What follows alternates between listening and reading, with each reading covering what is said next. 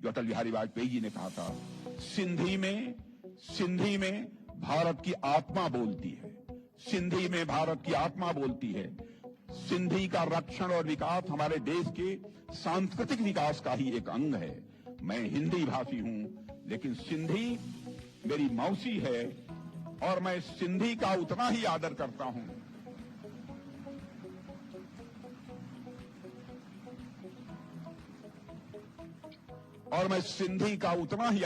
हूं जितना कि मैं हिंदी का आदर करता हूं।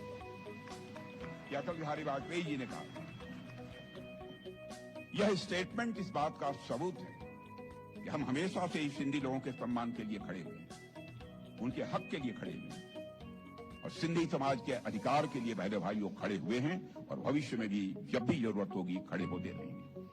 और हाल ही में महाराष्ट्र की एनडीए सरकार ने सिंधी विस्थापितों को उनकी जमीन का मालिकाना हक दिलाने के लिहाज से एक विशेष अभय योजना 2025 लागू की है और यह योजना सिंधी समुदाय के लिए सम्मान और सुरक्षा की प्रतीक है, जिससे 3 पीढ़ियों को न्याय मिल रहा है इस पहल के कारण।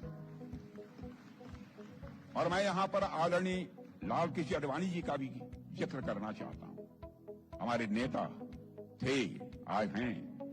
आडवाणी जी ने अपनी एक पुस्तक में लिखा है कि सिंधी हिंदू और विशेषकर उनकी पीढ़ी के लोग अभी भी भारत से सिंध को अलग करने की बात को स्वीकार नहीं कर पाए हैं।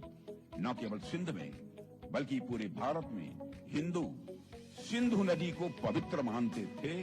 सिंध के कई मुसलमान भी मानते थे कि सिंधु का जल मक्का के आबे जमजम से कम पवित्र नहीं है। यह मैं उनका कोट बतला रहा हूं, यह आडवाणी जी का कोट। आज सिंध की भूमि, मेरे बहनों भाइयों, यह भारत का हिस्सा भले ही न हो, लेकिन सभ्यतागत रूप से सिंध हमेशा भारत का हिस्सा रहेगा। और जहां तक जमीन की बात है तो बॉर्डर तो बदल सकते हैं, क्या पता कल को सिंध भारत में फिर से वापस आ जाए।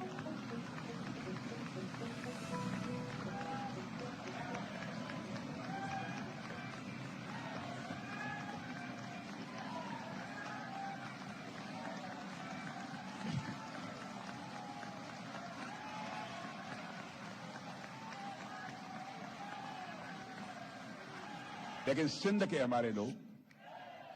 हमारे लोग जिन्होंने सिंधु नदी को पवित्र माना है, हमेशा हमारे वो अपने रहेंगे, वो चाहे कहीं भी हों, हमेशा अपने।